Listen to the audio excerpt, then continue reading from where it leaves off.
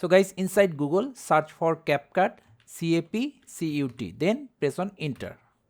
Choose the one with CapCut.com. Click on sign in. We can sign in with our Gmail account, TikTok or Facebook account.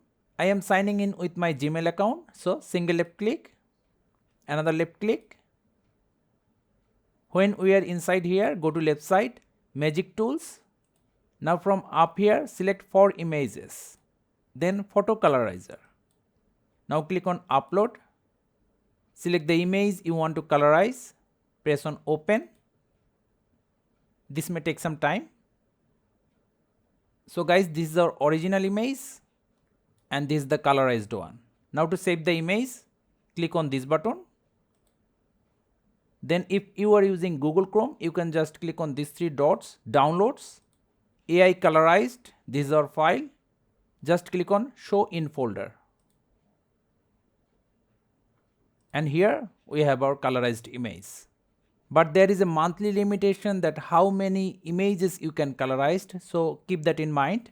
Thank you guys for watching. Have a good day.